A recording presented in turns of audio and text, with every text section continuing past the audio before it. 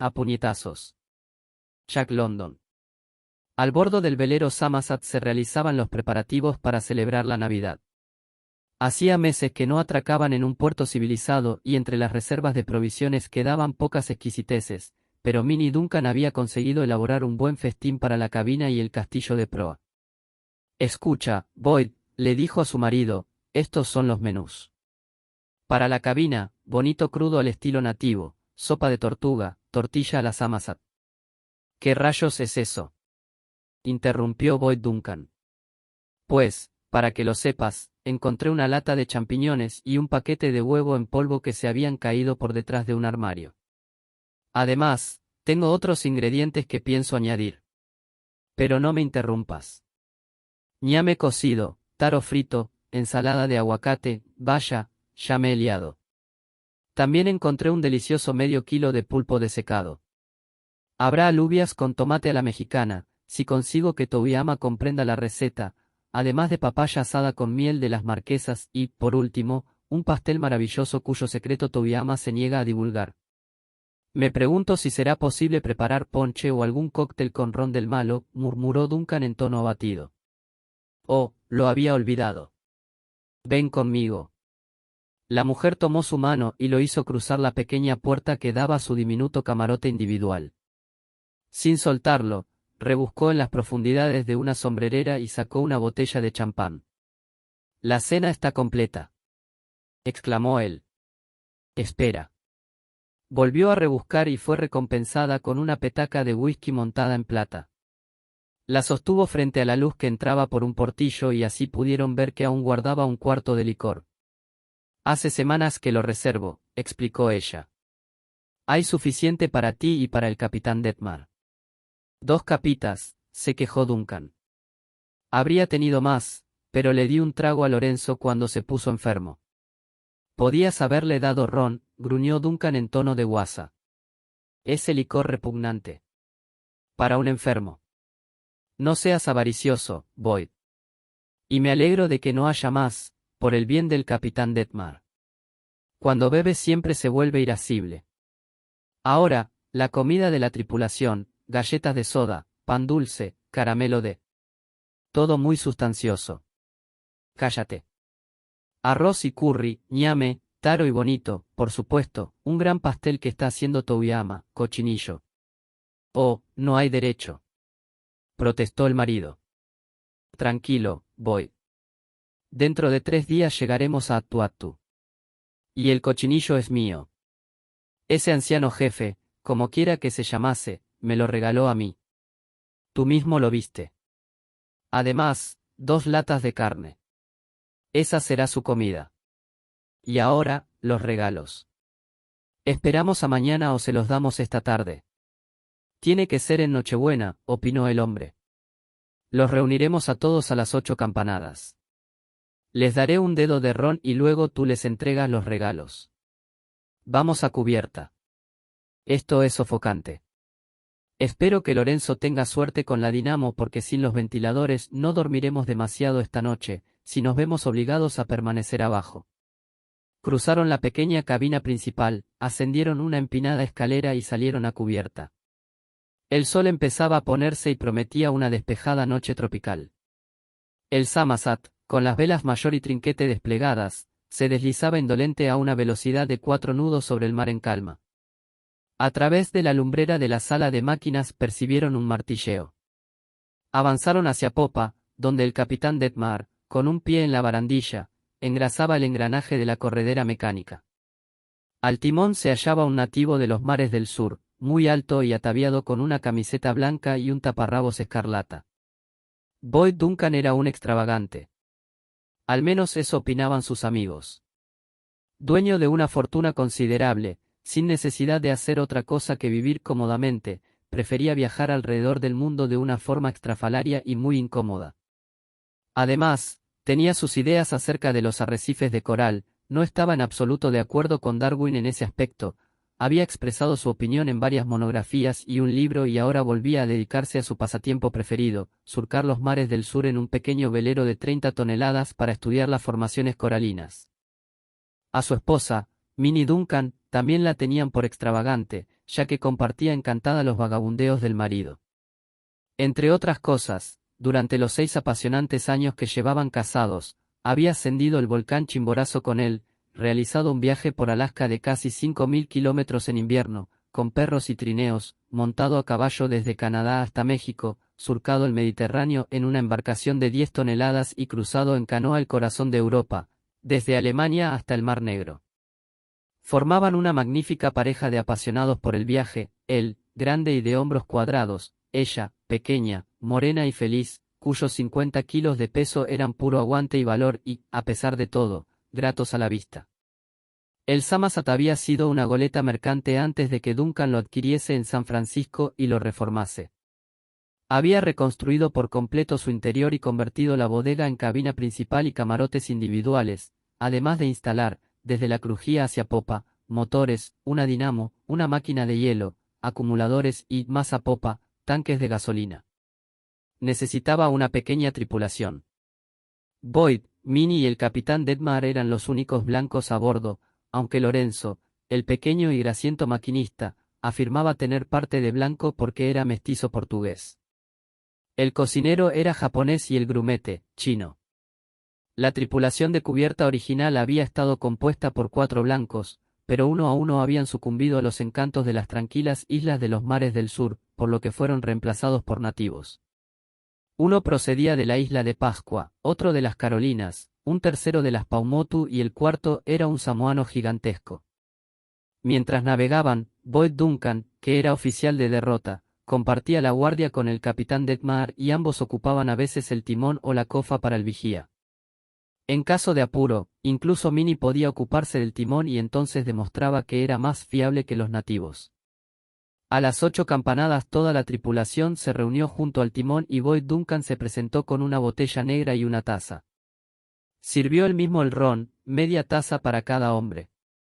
Se lo bebieron de un trago entre expresiones faciales de placer, para luego relamerse de gusto, aunque el licor era lo bastante fuerte y corrosivo como para quemarles las mucosas. Bebieron todos excepto Le Goom, el grumete, que era abstemio. Concluido ese rito, aguardaron al siguiente, la entrega de regalos. Aquellos polinesios de cuerpos enormes y poderosos músculos eran, en el fondo, como niños y se reían alegres ante las cosas pequeñas. Sus ojos negros y ansiosos destellaban bajo la luz del farol mientras sus corpachones oscilaban al ritmo del barco. Llamando a cada uno por su nombre, Minnie repartió los regalos, acompañando cada entrega con algún comentario alegre que hizo aumentar el regocijo de todos. Había relojes, navajas, impresionantes surtidos de anzuelos en sus cajas, tabaco de mascar, cerillas y hermosas piezas de tela para hacer taparrabos. Resultaba evidente que apreciaban a Boyd Duncan por las risas con las que recibían la más insignificante de sus bromas. El capitán Detmar, pálido y sonriendo solo cuando su jefe lo miraba, se apoyaba en el timón y observaba. En 2 ocasiones abandonó el grupo y fue abajo, donde permaneció 1 minuto cada vez.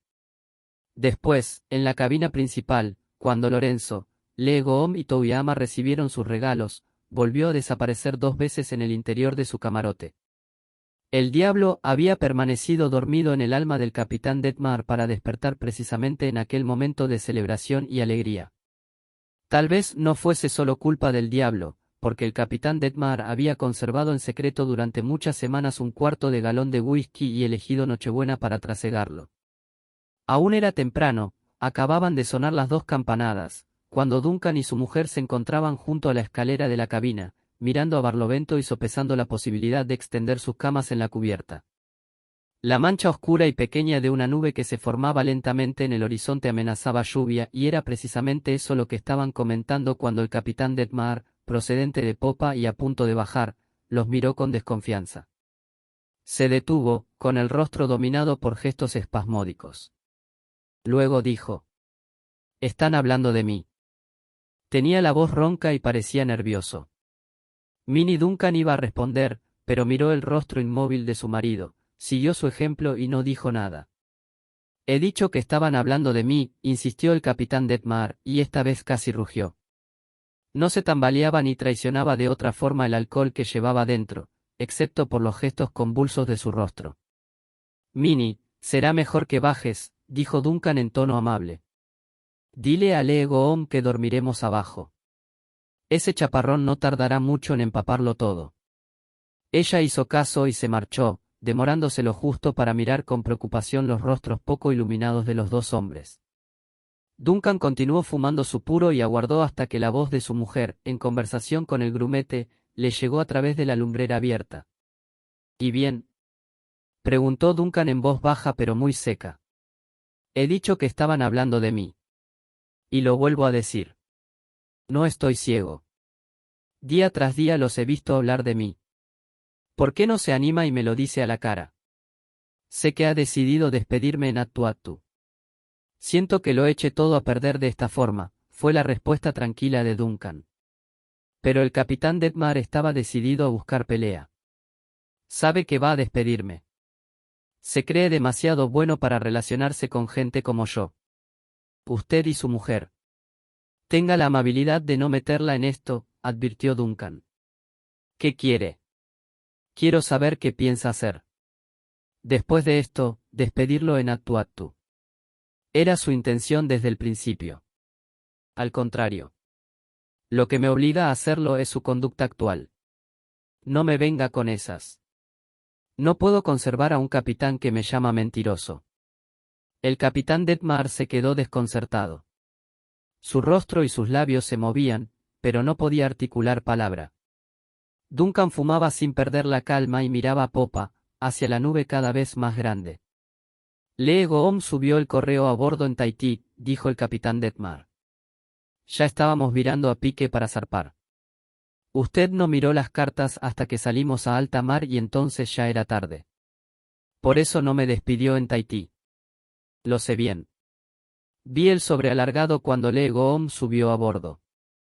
Era del gobernador de California, tenía su sello en una esquina, bien a la vista. Ha estado maniobrando a mis espaldas. Algún raquero vagabundo de Honolulu le contaría el rumor y usted le escribiría al gobernador para asegurarse. Lo que Lee Goom le llevó era su respuesta. ¿Por qué no habló conmigo, como un hombre?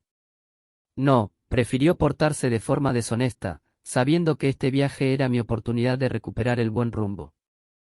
En cuanto leyó la carta del gobernador decidió librarse de mí. Lo he visto en su rostro todo el tiempo, durante estos meses. Les he visto a los dos, siempre amables y educados conmigo, esconderse en los rincones para hablar de mí y de ese asunto de San Francisco. ¿Ha terminado? Preguntó Duncan en voz baja y tensa. Del todo. El capitán Detmar no respondió. Entonces hablaré yo. Precisamente por ese asunto de San Francisco no lo despedí en Tahití. Y sabe Dios que me provocó más que suficiente. Pensé que nadie necesitaba más que usted la oportunidad de rehabilitarse. De no haber existido esos antecedentes, lo habría despedido cuando me enteré de que me robaba.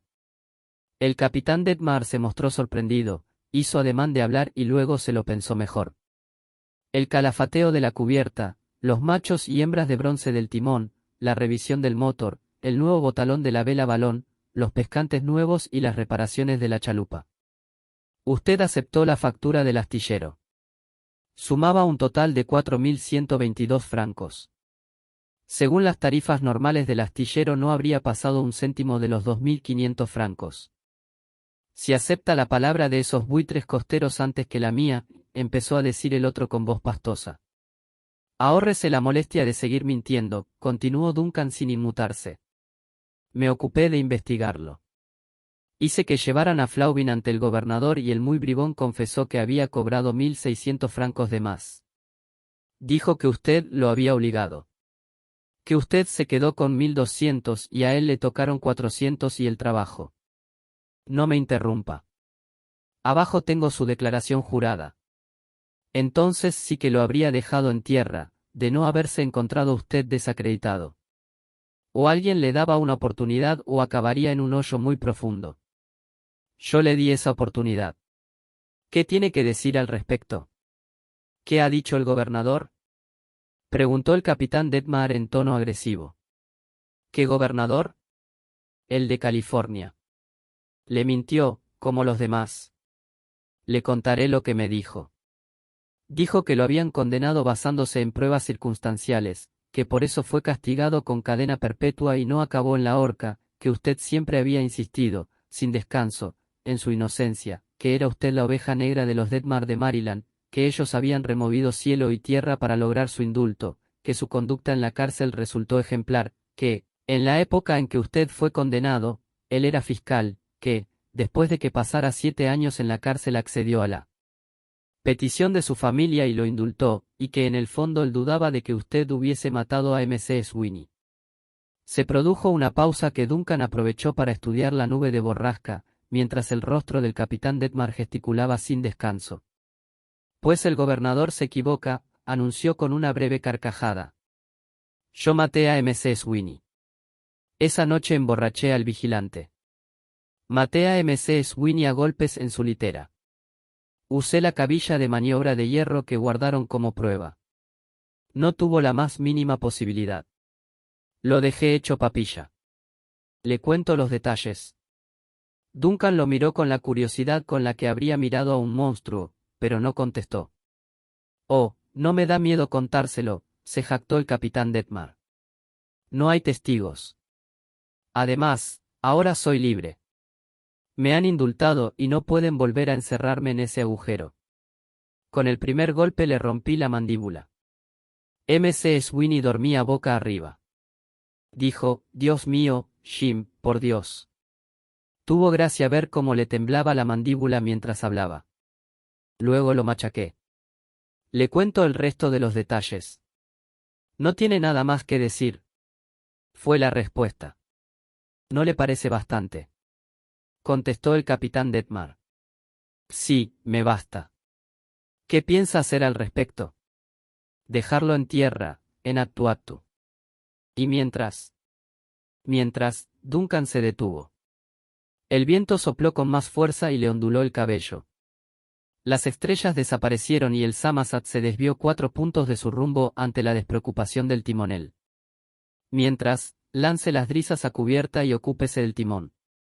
Llamaré a los hombres. En ese instante la borrasca estalló sobre ellos.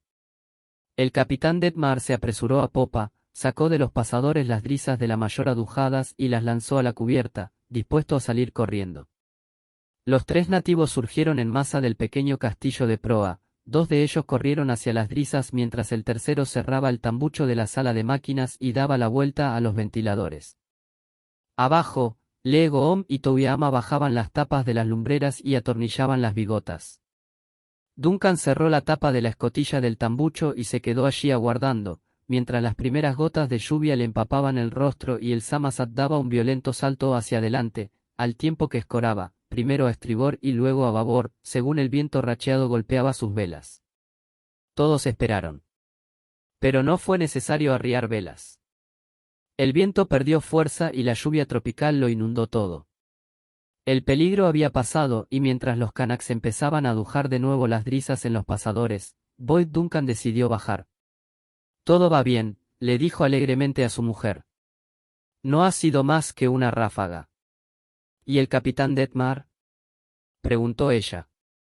Ha estado bebiendo, eso es todo. En Attuattu me libraré de él. Pero antes de subirse a su litera, Duncan sujetó sobre la piel y bajo la chaqueta del pijama una pesada pistola automática. Se durmió casi de inmediato porque tenía el don de la relajación perfecta. Se dejaba llevar por la tensión al actuar, como los salvajes, pero en cuanto la necesidad pasaba, se relajaba en cuerpo y alma. Por eso se quedó dormido mientras la lluvia aún caía en cubierta y el velero cabeceaba y se balanceaba en el breve e intenso oleaje provocado por el chaparrón. Se despertó con una sensación de asfixia y pesadez. Los ventiladores eléctricos se habían detenido y el aire era denso y bochornoso. Maldiciendo para sus adentros a todos los Larenzous y los acumuladores del mundo, oyó moverse a su esposa en el camarote contiguo y salir a la cabina principal. Pensó que, evidentemente, se dirigía a cubierta en busca de aire fresco y le pareció un buen ejemplo a imitar. Se puso las zapatillas y, con una almohada y una manta bajo el brazo, la siguió. A punto de salir a la superficie desde la escalera, el reloj de la cabina empezó a dar la hora y se detuvo a escuchar. 4 campanadas. Eran las 2 de la madrugada. Del exterior llegaba el crujido del racamento contra el palo. El Samazat se balanceaba ligeramente y la suave brisa hacía vibrar sus velas. En el momento justo en que ponía el pie sobre la humedad de la cubierta oyó gritar a su esposa. Era un grito de sorpresa y miedo que se apagó con el ruido que hace un cuerpo al caer al agua. Saltó a cubierta y corrió a popa. A la suave luz de las estrellas distinguió la silueta de su cabeza y sus hombros, que se quedaba atrás, en la estela del barco. —¿Qué ha sido eso? —preguntó el capitán Detmar desde el timón. La señora Duncan —respondió Boyd mientras arrancaba un salvavidas de su gancho y lo lanzaba a popa. Trasluche a estribor y acérquese con viento de bolina. Entonces Boyd Duncan cometió un error. Se lanzó al agua. Al salir a la superficie distinguió la luz azul de la boya salvavidas, que se había encendido de forma automática al caer al mar. Nadó hacia ella y descubrió que Minnie ya estaba allí. —Hola —le dijo—. Necesitaba refrescarte. —Oh, Boyd —exclamó ella y extendió una mano mojada para tocarla de él. La luz azul, ya fuese por mala conservación o avería, parpadeó y se apagó.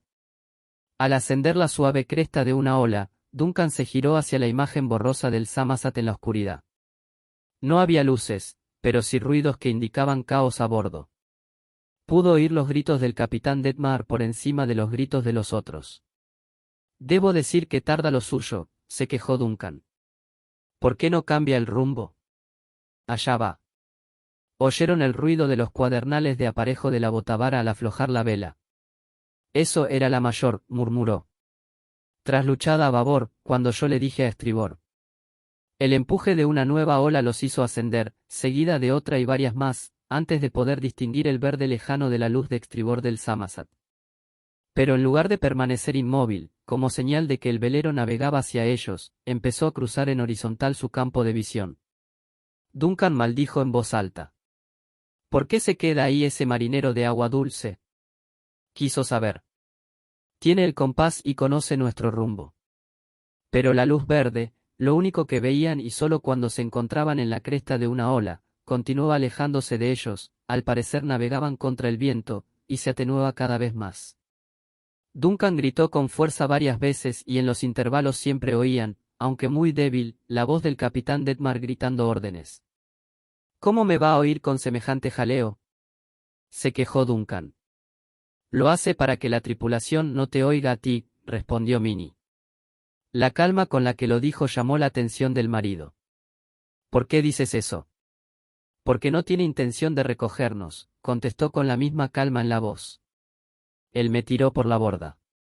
—No te habrás equivocado. —Imposible.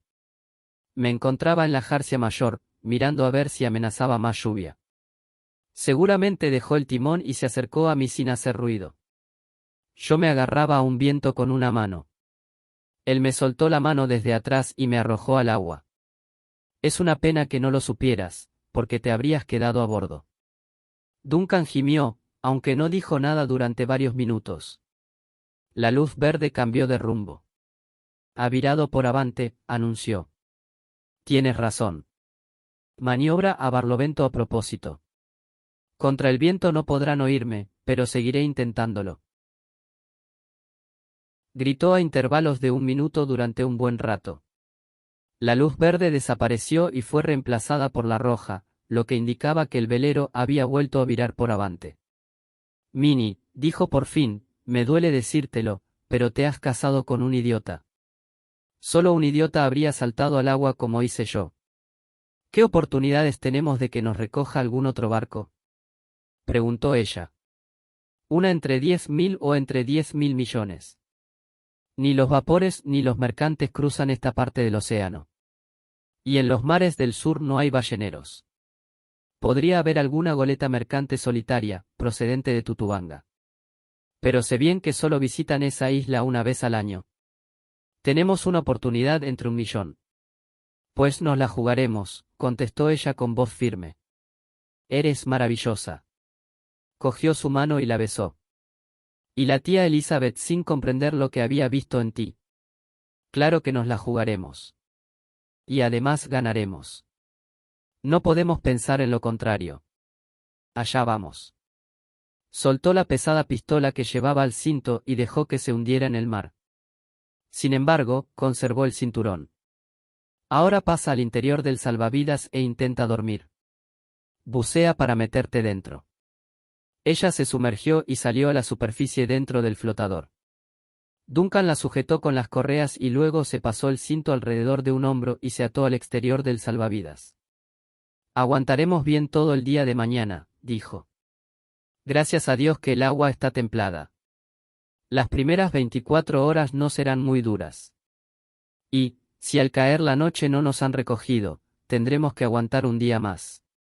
No podemos hacer otra cosa. Guardaron silencio durante media hora. Duncan, con la cabeza apoyada en el brazo que mantenía sobre el salvavidas, parecía dormido. Boyd. Llamó Minnie en voz baja. Creí que estabas dormida, masculló él. Boyd, si no salimos de esta. Calla. Exclamó él de malas maneras. Por supuesto que saldremos de esta. No hay duda. En algún lugar de estas aguas hay un barco que se dirige hacia nosotros. Ya lo verás. Te lo digo tan seguro como si tuviese una radio en la cabeza. Y ahora, yo voy a dormir. Tú verás lo que haces. Pero por una vez el sueño lo abandonó. Una hora después oyó removerse a Minnie y supo que estaba despierta. Oye, ¿sabes qué he estado pensando? Preguntó ella. No. ¿Qué? Que voy a desearte feliz Navidad. Caramba, no lo había pensado. Claro, es Navidad. Aún nos quedan muchas más por vivir. ¿Sabes lo que pienso yo? Que es una vergüenza que nos hayan dejado sin comida de Navidad. Espera a que le ponga las manos encima a Detmar. Se la haré vomitar. Y no me hará falta usar una cabilla de maniobra de hierro. Lo haré a puñetazos, ya lo verás. A pesar de su ironía, Boyd Duncan tenía pocas esperanzas. Sabía muy bien lo que era tener una oportunidad entre 1.000.000 y estaba seguro de que su mujer y él vivían sus últimas horas, que además, inevitablemente, iban a ser muy duras y trágicas. El sol del trópico salió en un cielo azul, sin nubes. No había nada que ver. El Samasat se encontraba más allá del horizonte. Cuando el sol se elevó más, Duncan rompió en dos el pantalón de su pijama y con cada pedazo hizo un turbante. Empapados en agua de mar, contrarrestaban el calor. Cuando pienso en esa comida me enfado de verdad, se quejó al darse cuenta de que la preocupación amenazaba con apoderarse del rostro de su mujer. Quiero que estés conmigo cuando le ajuste las cuentas a Detmar. Siempre me he opuesto a que las mujeres presencien escenas violentas, pero esto es distinto. Le daré una buena paliza. Al cabo de un rato añadió, espero no romperme los nudillos. El mediodía llegó y se fue, mientras ellos seguían flotando en medio del mar. La brisa de los últimos alisios los refrescaba al tiempo que ascendían y bajaban, con monótona regularidad, las olas de un tranquilo mar veraniego. Un albatros los espió y permaneció media hora volando en círculos majestuosos sobre ellos. Luego una raya gigantesca, de 6 metros de envergadura, pasó cerca. Al ponerse el sol, Minnie empezó a desvariar en voz baja, balbuceando como una niña. El rostro de Duncan palideció mientras la miraba y escuchaba, lo que lo llevó a planear la mejor forma de poner fin a las horas de agonía que les esperaban. En ello estaba cuando, al ascender una ola más alta de lo normal, barrió el mar con la mirada y vio algo que lo hizo gritar. «Minnie». Ella no respondió y él le gritó al oído con toda la fuerza que logró reunir. Minnie abrió los ojos, en los que flotaba una mezcla de conciencia y delirio. Golpeó sus manos y sus muñecas hasta que logró despertarla. «Ahí está, nuestra oportunidad entre 1.000.000», gritó Duncan. «Es un vapor que viene hacia nosotros. Cielos, es un crucero. Ya sé. Es el Annapolis, que regresa de Tutubanga con un grupo de astrónomos. El cónsul de Estados Unidos, señor Linford, era un caballero anciano y meticuloso que, en los 2 años que llevaba en Atu-Atu, nunca se había tropezado con un caso tan insólito como el que Boyd Duncan le había presentado.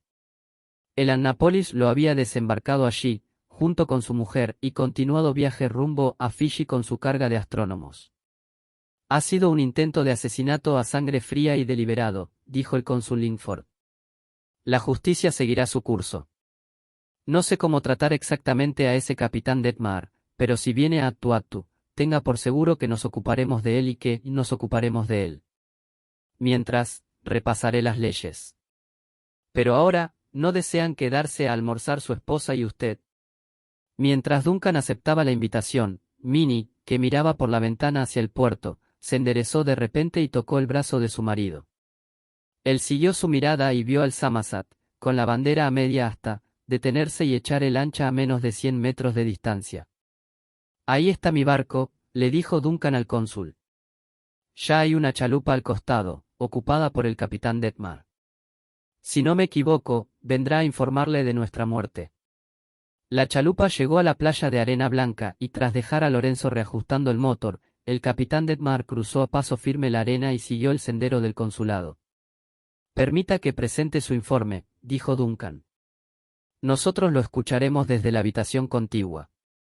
Tras la puerta entornada, él y su mujer oyeron al capitán Detmar, con voz triste y atribulada, describir la pérdida de quienes le habían dado empleo. Trasluché y regresé al punto donde habían caído, concluyó. No había ni rastro de ellos. Los llamé sin descanso pero no respondieron. Cambié de rumbo una y otra vez durante 2 horas, luego me puse el pairo hasta el alba y continué buscándolos durante todo el día, con 2 hombres en las espigas. Es horrible. Estoy desolado. El señor Duncan era un hombre magnífico y nunca. Pero no pudo completar la frase porque en ese momento su magnífico jefe salió a grandes zancadas de la otra habitación, dejando a Minnie en el umbral de la puerta. El pálido rostro del capitán Detmar palideció aún más. Hice lo que pude por rescatarlos, señor, empezó a decir el capitán. Boyd Duncan respondió a puñetazos, 2 exactamente, que hicieron blanco en el rostro del capitán a derecha y a izquierda. Detmar se tambaleó hacia atrás, se recuperó y se lanzó amenazante hacia su jefe, que lo recibió con un fuerte golpe entre los ojos. El capitán se derrumbó llevándose consigo la máquina de escribir. Esto no es admisible, farfulló el cónsul Lingford. Le ruego que desista.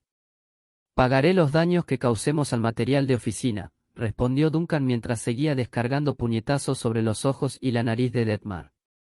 El cónsul Lingford correteaba de un lado al otro como una gallina mojada mientras destrozaban su despacho. En un momento dado agarró a Duncan del brazo, pero este se soltó y lo lanzó a varios metros de distancia.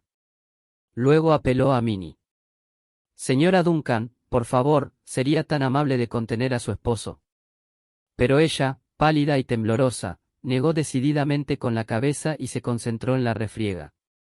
Es un ultraje, gritó el cónsul Lingford, mientras esquivaba los cuerpos de ambos hombres. Es una afrenta al gobierno de Estados Unidos.